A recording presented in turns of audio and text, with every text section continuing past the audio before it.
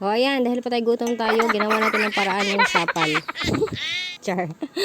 Ginawa natin ng paraan yung sapal, guys. Kahapon ito na sapal, nagata kasi ako ng isda. Yun yung ulam namin sa tanghalian. Hanggang hapunan, hanggang ngayong umaga. Oo, ganyan tayo katipid. So, ayun guys, dahil lang hinayang ko itapon yung sapal, kasi isang beses lang natin siya napigaan ng gata. Bali, yung pisong gata lang yung kinuha natin. Hindi ko siya tinapon, ginawan ko yung paraan. Ginawa ko na lang bukayo, nilagyan kong asukal, tapos tinustaw. Ayan, meron ng pasta yung ating bibig, o diba? Hindi na mabuboard ang ating bibig niyan. Tapos ano din, paborito din ng mga kids natin dyan. O diba? At least, walang tapon, walang sayang. Napapakinabangan pa. Tsaka masarap pa rin siya guys. Hindi naman siya matabang. Lasang niyog pa rin.